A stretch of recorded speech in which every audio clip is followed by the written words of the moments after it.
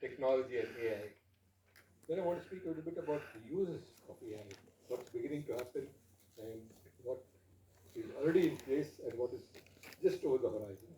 And then I want to spend a few minutes to discuss or to give thoughts with you, which are completely speculative and hypothetical, about future directions of AI, and all this in the context of what it means and may mean for India, and what India should or could do. And I think it's both important to say what we should do and what we could do. There are things which we may not be able to do. And maybe take a perspective that's slightly long term, so it's not here and now, zooming ahead a little. Let me start just very briefly with some thoughts on technology and AI, AI subsumed in technology as a whole, you might say.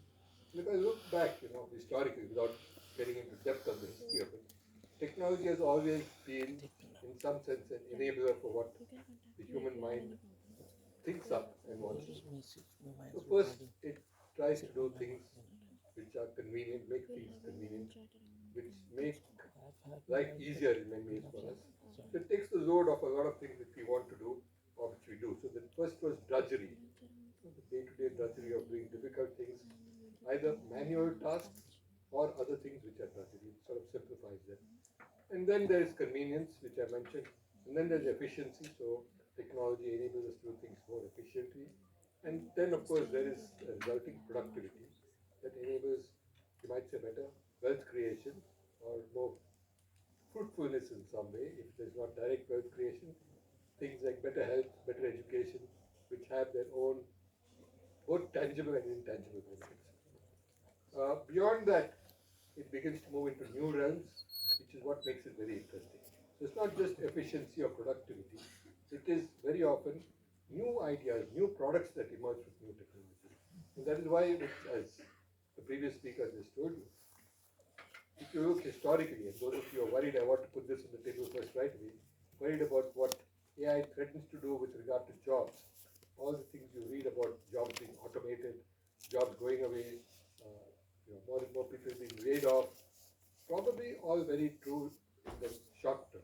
But if you look at the medium term, and especially if you look at the long term, every new technology has created more jobs than it has displaced. The difference is that there's a brief adjustment period when things can be very difficult for those who are at skill levels which have peaked. And typically, I mean, let's take it as an age profile. Those today who are 50 plus and may have difficulty in learning completely new skills would have a difficult time with AI emerging and taking over some or many of the functions that they do. For younger people who can adapt, AI becomes an additional tool to help them to do their job better.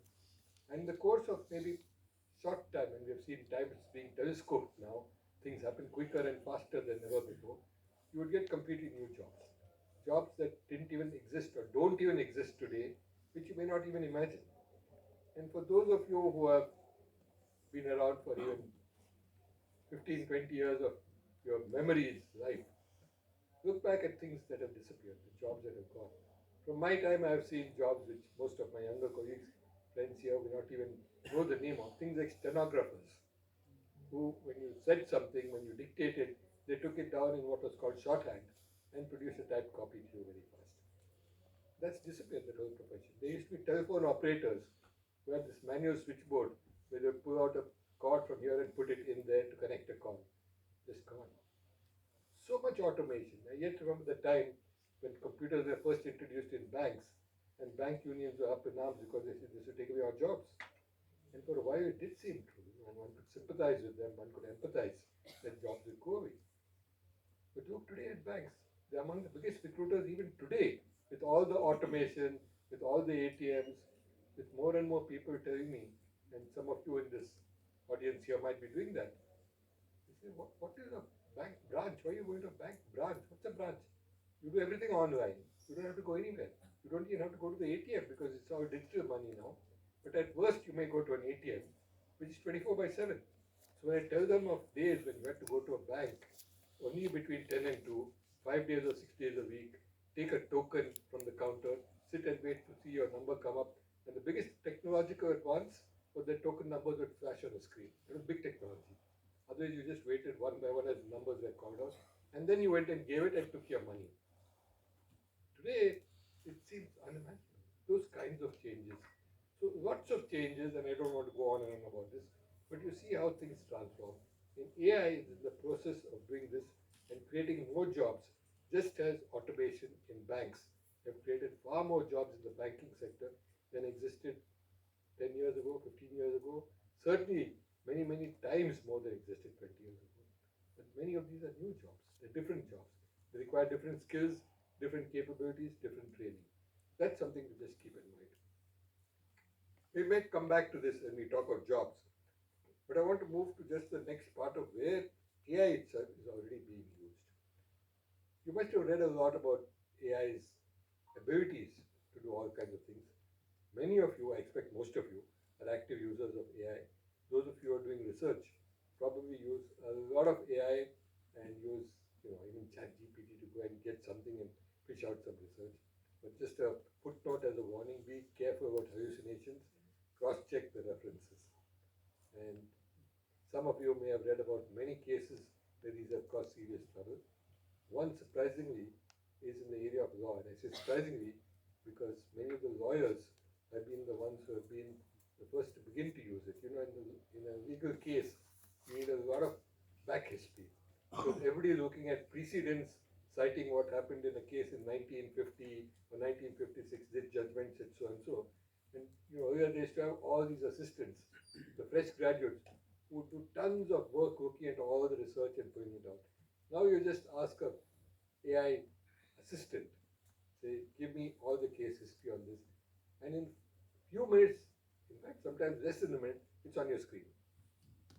But what happened, and this is a famous case in New York, where a lawyer who did this got some citations, got precedents, went to court, laid them there.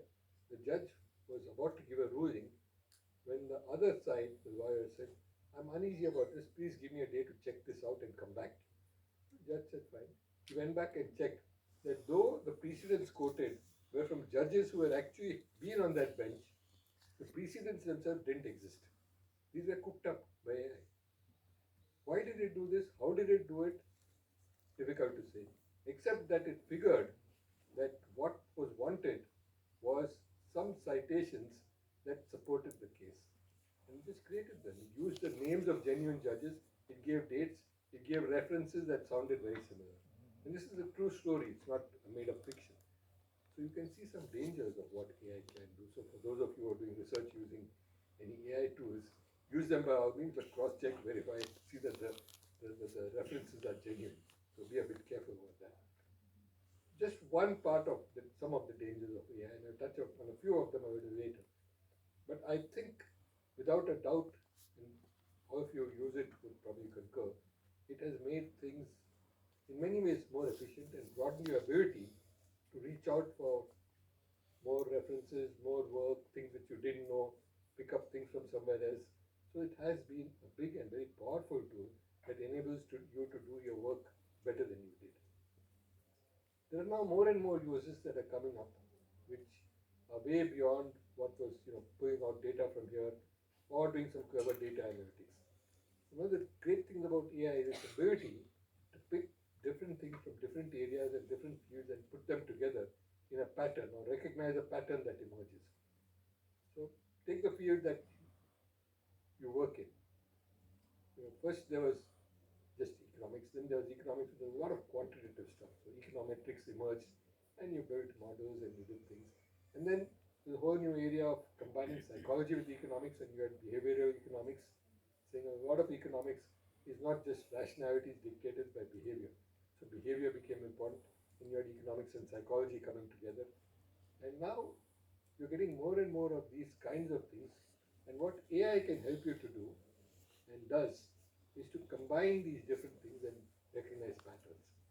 So if you want to study a certain phenomenon, then you can use econometrics, combine it with behavioral sciences and behavioral economics, and combining it with a host of other things. Maybe season, or you're doing some work on the economy, combine it with weather patterns and rainfall, and therefore crop yields, and therefore what is going to happen to the agricultural economy, and link that all up with many of the other models you have from econometrics and people's behavior, people's expectations expectation of inflation and how that drives prices up or down, whether you hoard or you begin to sell. So lots of such factors pulled together and created into a pattern.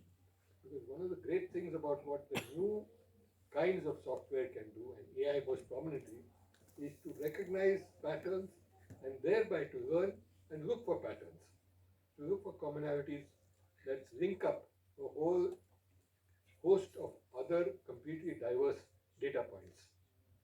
Now, one example of this may sound somewhat abstract, one example of this is facial recognition. Facial recognition was the earlier by comparing photographs. That's what it, literally in some crude sense, that is what the early days of facial recognition was. You had an image and you had a host of photos. And almost overweight them to say this matches, this doesn't. Now it's completely different. It's pixelized, differentiated. Each point on the image is taken and then mapped onto something else and compared. So that in a crowd, you can recognize one face, which is there for a fleeting moment. And you would have seen much of this on, you know, so-called fiction stories on some television serial or an OTT serial that comes on. But this is true. This is what is happening. That's what facial recognition is about. Early challenges when computer software first came was how do you differentiate, how do you get the computer software to differentiate between a dog and a cat? You say animal, four-legged, tail, but how do you do it? Whereas the human brain instantly recognizes not only this differentiation, but one face from another. You can recognize one dog from another. You know your dog well enough, you know it's your neighbor's dog. The same breed, the same look, the same color. So what AI has done is to pick up those abilities from humans, the neural networks that exist in our brains, and begin to replicate them, automate them. And now, because it's automated, because you have vast data banks, because you have high-speed computers, you're able to do this immediately and instantly. So, give you the example, you have a crowd, you have a mob, and you want to recognize one face. You do that in a matter of seconds. That's possible, just by scanning the faces. So these are the kinds of uses, some good, some bad, some scary. Surveillance, who can do it, who does it. If the government is doing it, bad, but you're reasonably comfortable as the government. Who else is doing it? You don't know what is happening. So I think there are some aspects of this which are worrisome, but some which are tremendously useful. Things like thefts or catching a criminal or a terrorist becomes so much easier with all this kind of software that you don't have. And then, of course, you read about this, which are known stories, but which are true, of identifying a particular person in a particular place and then using not just AI, and this is a new thing about, exciting thing about what is happening in the technology area, combining AI with other developments like robotics or with drones.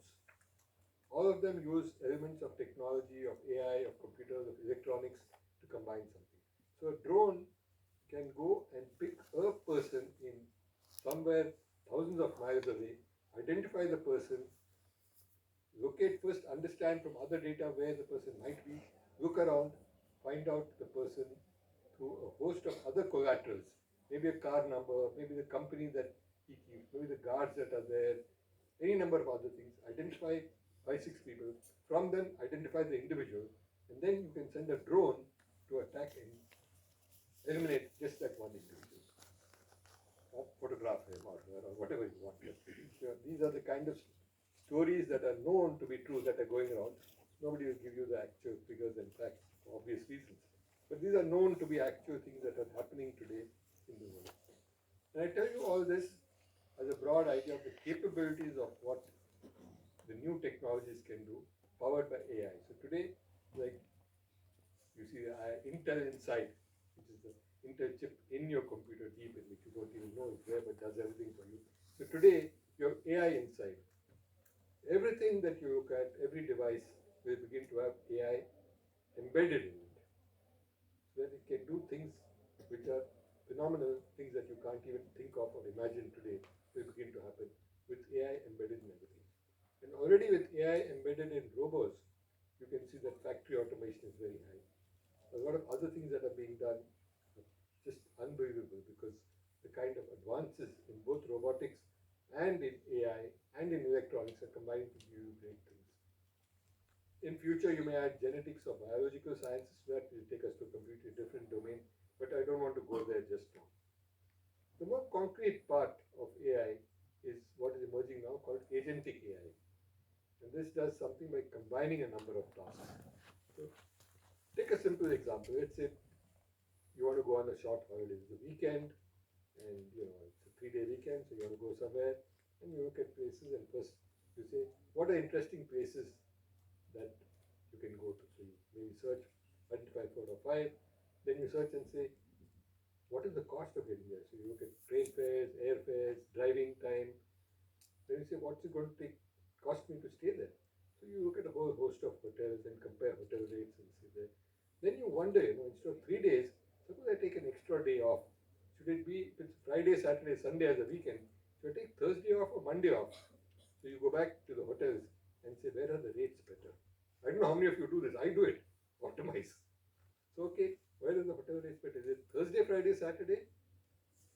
Or is it Saturday, Sunday, Monday? What should I do? Which 3 days or 4 nights do I book? But depending on that, I'll take the day off. Then you have to look at airfares again, because maybe the hotel is cheaper, but the airfare is higher. So you have to again look and compare. And you're trying to do all this in your mind, which you do. Sometimes you compute it, write it down, use a small model, but you're doing it all. Now, with agentic AI, you just give one instruction. And this is beginning to happen. There are experimental pilot ones already. Maybe it's already been rolled out. That you just say, I want to go on a holiday. These are the options. These are the places. These are the possible days. And I want to do these 4 days or these 4 days. Tell me what's best. You can even go one step further. Don't just tell me what is best. Book me for that. The agentic AI is like your assistant, your representative, who does all this. Find out of these 4 places what is interesting, what are the rates, what are the hotel rates, what are the travel airfares or train fares, how much time do you have, picks all of it up, decides what is optimum for you, makes the booking for you actually, and makes the payment. All pulled out from your own computer, because in your computer somewhere there's a history of your credit card, of payments, where you go, which bank, what kind of hotels you like. Are you going to a 5-star hotel or a 2-star hotel? What's the kind of budget? What can you spend? What do you like to see? Picks all this up and sends it.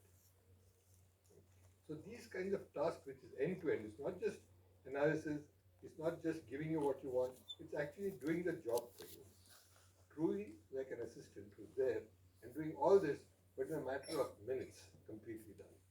I think this is the kind of thing that's beginning to happen. The other kind of thing is something which is on the softer side. Many of you will be CEOs and you send out a mail to your 10 reportees saying this is what we need to do or this is what we're doing. But you want it to be a little more personalized. You don't want it to seem like a mass mail sent to all these 10 people.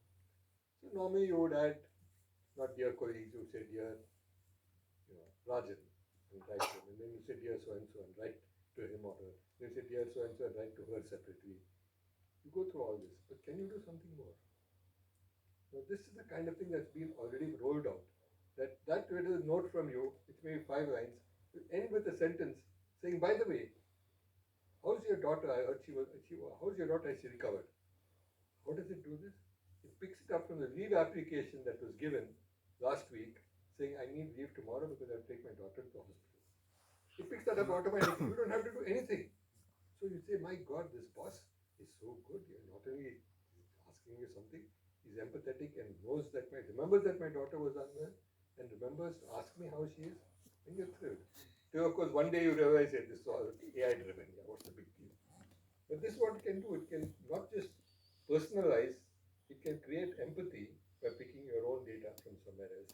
So this is kind of things that are beginning to happen in diverse fields, from professional work fields to your own field, to what it can do by way of writing out things which seem to be very personal, full of empathy, because that was one thing that people kept saying, that all this thing of speaking to machines, and many of us get fed up speaking to IVR response systems, which give you the same parroted answer, and you get fed up. I want to speak to a human being. So this makes it seem like there is a certain emotion attachment, an emotional connect that's built. Again, it's artificial, but it's beginning to do more and more of this. As people said, machines are not like humans, they have no feelings. So it begins to exhibit feelings. Finally, as it's beginning to evolve more and more, you're getting to what is called not just AI or Gen AI, which is generative AI, which can generate reports for you or write for you. It's beginning to get to artificial super intelligence, and finally, that's where artificial super intelligence will end as being or end up being for us, maybe uh, beyond or more than human intelligence. It looks somewhat worrisome in many ways, but that's automatic drive, and technology has its own vector. It's going in a certain direction, a certain speed, very difficult to stop it. Whether we like it or not, it's going to get there. The thing is, how do we handle it? How do we use it? How do we control it? That's very much up to us at the moment. And I say at the moment because already there are what are called self evolving AI systems. They change, they evolve. So just now AI does a lot of things by learning. It's programmed into the AI thing. That's what large language models are about. They keep training and improving as they go on. Each time they make a mistake, they know that's a mistake. Next time it doesn't do that. Does something else. So it keeps improving. And now in the same way, you have self-evolving AI, which gets better and better in terms of its holistic application. So where that will end, we really don't know. And that's where it's heading to as we move into the future of looking at what AI can and will do. There are some concerns, as I mentioned earlier, I mentioned some of them, like hallucinations, like more and more surveillance, like possibly what AI can do in terms of taking control. Because, very often for some things, it may be a better option and we have to make a choice. But let me give you one quick example. I'm running out of time, but let me give you one concrete example. You all know, read, some of you may actually sat in them. They're operating in a few countries, completely driverless vehicles. Many of them, particularly in early times, had a driver override option. So it was automated fully, went on its own, but you could, as a human driver there, override the automation and take charge. Now, as